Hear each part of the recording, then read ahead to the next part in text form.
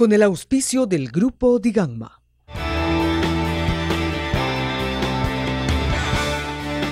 Bienvenidos a Perú Construye, ahora para hablar de lo que es construcción e infraestructura. El día de hoy tenemos en nuestra mesa a Carlos Canales. Bienvenido, Carlos, ¿cómo estás? Gracias, Jorge. También tenemos a Milton Monjes, ha sido presidente de Espoarcón hace poco. Hola, buenos días. Muchas gracias, Jorge.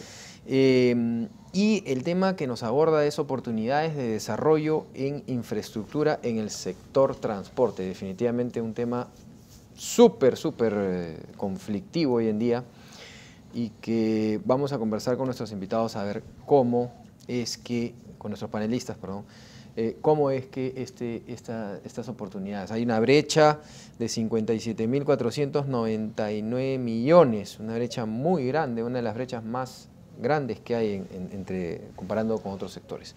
Carlos, coméntanos un poco cómo es la actualidad de este sector de infraestructura en transporte y qué oportunidades tenemos. Mira, el discurso del presidente Vizcarra ha sido sumamente entusiasta al tratar de promover dos vías férreas, una de cercanías, Lima Cercanías, desde Ica, digamos, hasta Lima o Barranca posiblemente, y el otra Trujillo-Chiclayo, y se hablan solamente en esas dos inversiones de casi 15.000 millones de soles que podrían invertirse, además de la puesta en marcha de varios aeropuertos a nivel interno, y señala que también se va a promover con el tema de reconstrucción las carreteras del norte y cerrar esa brecha que se ha instalado.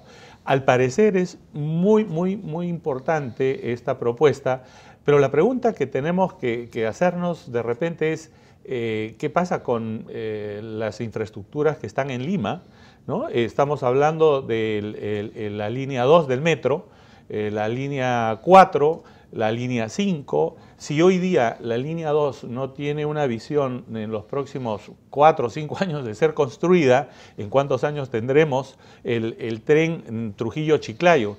Y el Trujillo-Chiclayo, si bien es cierto, tiene una carga importante, ¿por qué no hacer un proyecto mayor, como se propuso hace algunos años, que era Lima-Piura, Lima-Tumbes, donde hay una carga importante de productos agroexportadores, industriales y concentrados mineros que podría traer? O sea, todo esto debe responder a políticas coherentes, de posiciones bastante integradas, mirando lo que es costo-beneficio, porque estamos hablando de inversiones grandes. Nos interesa como sector empresarial que se construyan vías férreas, todo el tema logístico ayuda a reducir los costos para mejorar nuestras exportaciones. El turismo se va a beneficiar muchísimo con tema de trenes, pero la pregunta es en qué fase estamos para poder anunciar proyectos que pueden ser no ejecutados al 2021 y posiblemente el tren, la línea 2 del tren eléctrico o del metro, como le decimos, no esté ni siquiera para el 2025. Entonces, estas expectativas que se van generando a través de los discursos, usualmente en fiestas patrias, nos hacen pensar si hoy día no hemos empezado a arreglar el tema del aeropuerto o no tenemos el aeropuerto de Chincheros, ¿de qué infraestructura rápidamente estamos hablando? Milton. Sí, bueno, yo lo que dice Carlos me lleva a una necesidad impostergable del país que es ver el tema del transporte desde una perspectiva de planificación y de planificación multimodal. Estamos acostumbrados a que las inversiones en infraestructura en el sector transporte sean más bien reactiva y no sobre la base de una imagen de largo plazo. ¿A qué me refiero? Pensemos en un tema muy simple. Hace ya varios años se inauguró la vía expresa de Javier Prado. Y yo recuerdo en esas épocas, yo trabajaba en el Ministerio de Economía y la proyección de la evaluación de esa vía expresa era que si no resuelves el tema de tráfico en San Isidro y en La Molina, te sirve de poco tener un corredor de alta velocidad en el medio. Eso te lleva a pensar que muchas veces se deciden hacer inversiones sin la mirada integral optimizada que te permita mezclar el transporte de carga, de pasajeros, terrestre, aéreo y por mar de manera complementaria. Es decir, de pronto a veces ahora le ponemos mucho énfasis a vías férreas, pero ya solucionamos el transporte en carreteras, le ponemos poco énfasis al transporte aéreo. Hace unos años había toda una iniciativa para que el aeropuerto de Pisco, de hecho, cuando recién se concesionó el primer grupo de aeropuertos de provincia que se incluyó Pisco, la concepción de Pisco era que tenía que ser un hub de transporte aéreo low cost en el Perú. Eso fue una visión que hubo hace ya más de una década. La verdad es que eso no ha pasado. ¿Por qué no ha pasado? Porque probablemente no tenemos esa visión de largo plazo de qué es lo que debería promoverse de manera integral en el Perú. Porque ¿de qué me sirve la vía férrea si no hay cómo alimentar los pasajeros y la carga a la vía férrea? ¿De qué me sirve la superautopista si luego, antes de llegar al destino, no he resuelto algunos cuellos de botella?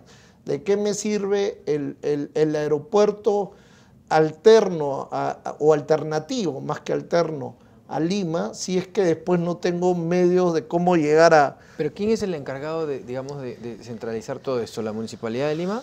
No, al contrario, es un tema de planificación del gobierno central que tiene que generar un tema de ordenamiento territorial potenciando justamente la conectividad como una base de desarrollo económico y social. Porque estamos colapsados, ¿no? Perdón, te interrumpa, sí. Estamos colapsados. Por ejemplo, tú hablabas en programas anteriores, algo que vemos todos, la Fawcett, o sea, ir de viaje, ya no sé si va a empezar a compararse con los vuelos en horas, ¿no? Sí, son 2 horas, de Miraflores al aeropuerto. La Fawcett es una vergüenza, o sea, deberíamos tener ahí por lo menos carreteras, puentes que vuelan para, por ejemplo, los que pudimos ir a Rusia veíamos, no hablando de Moscú, claro, pero hablando en Ekaterimburgo, en Saransk, ¿no? En ciudades chicas. Que son ciudades pequeñas, ¿no? Casi podría decir un poco pueblos, ciudades pequeñas, una infraestructura increíble, ¿no? Es que eso es lo que justamente tiene que hacer el Estado. Mira, hoy día hay un problema muy rápido, el terminal de Pisco,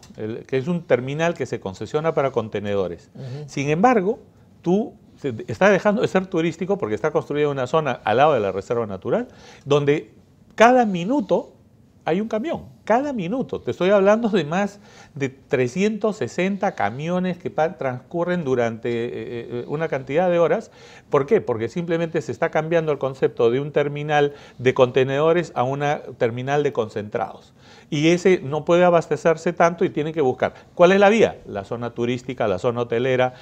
No hay planificación. Vamos al aeropuerto.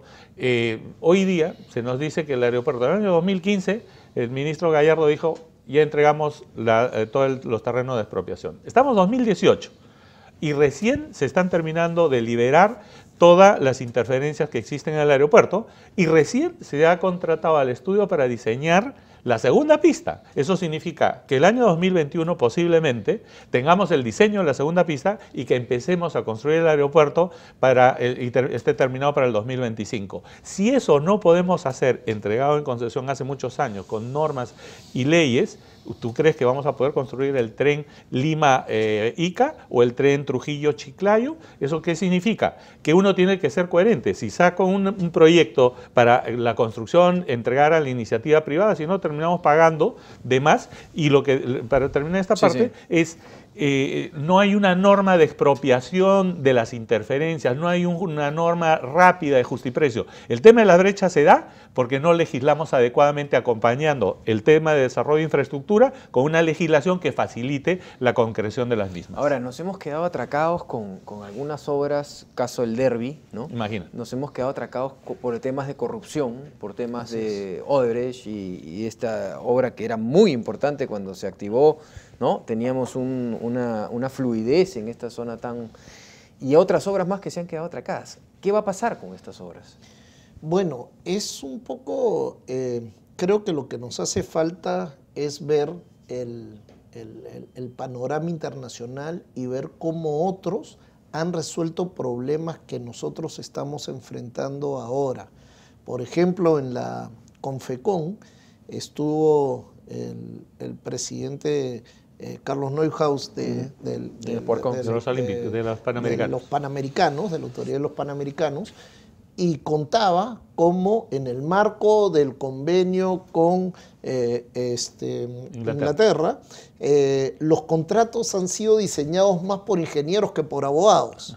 De forma que lo que se privilegia es la eficiencia en terminar el proyecto antes que en si se cumplió o no la cláusula. Se premia y no se castiga. Así es, se ponen incentivos y no castigos exclusivamente. Ahora, si metes la pata, hay los mecanismos, pero que no te afectan la obra. Hoy día, en nuestra legislación, que es principalmente hecha por abogados, y no es una crítica a los abogados, sino que lo que quiero resaltar es el enfoque, más están mirando los castigos y las penalidades antes que poner en valor la obra tal cual. Y eso es importante, ¿no? Porque te das cuenta que en un contexto de mayor flexibilidad, tú optimizas, obtienes recortes, obtienes ahorros más que recortes, y tienes todos los incentivos para entrar en funcionamiento antes que después, ¿no? Nos hemos vuelto un país con contratos leoninos, contratos, no sé si es la palabra leoninos, pero por lo menos contratos complicados. Nos metemos en un laberinto legal. O sea, nos hemos metido, el gobierno se ha metido para no tener corrupción, me meto en un contrato que al final es tal laberinto legal que mejor no hago nada. ¿Nos hemos metido en esta situación? Bueno, definitivamente todo parece indicar que justamente esta floresta de normas, porque es un paisaje, una selva de normas, no son coherentes las unas en las otras, y no se han buscado los mecanismos, como bien decías, de cumplimiento, o como decía Milton, de premio al objetivo mayor, que es el bien común. Completar una obra. Si hay sanciones, se castigan en su momento. Es que si no tenemos dinamismo, no sirve. Es que eso es lo que está pasando. Por eso la economía en los últimos 3 años está paralizada. Y eso es lo que se está viendo cuando hay sectores que podrían estar creciendo a números importantes, y vemos que las brechas siguen creciendo y no estamos haciendo nada por limitarlas. Eso implica que el marco legal, posiblemente, yo siendo abogado, o sea, me he sentido aludido, pero definitivamente es verdad. Las normas tienen que hacerse con otro criterio, no el criterio sancionador, sino el criterio constructivo, del fiel cumplimiento, y cuando exista algo malo, para eso hay mecanismos de sanción. Ahora, podemos realmente, más que eso, ¿cuáles serían las medidas reales, ¿no? Porque si hablamos de un gran plan hacia el centenario de infraestructura, normalmente eso no lo hacemos como gobierno, ¿no? Entonces, ¿cuáles serían esas reacciones que tenemos que tener inmediatas para poner a andar el tema de infraestructura en el Perú?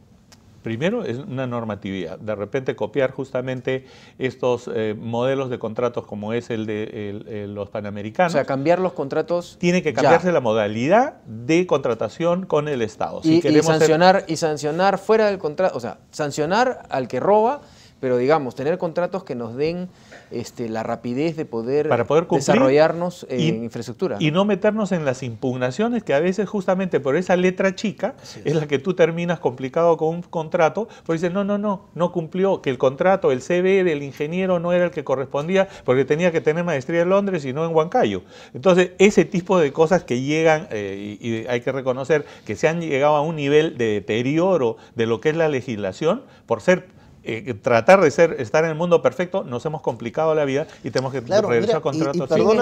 Y perdóname que te interrumpa, pero la línea 2 se llegó a detener del metro, del metro, una inversión de miles de millones de dólares, porque los supervisores tenían sus posgrados y sus grados académicos en el primer mundo y no en Perú. Una ridiculez, una Lo ridiculez. cual no tiene ningún Lógica. sentido práctico ni lógico, ¿no? No tiene sentido. Sin embargo, porque además estaban acreditados sus grados.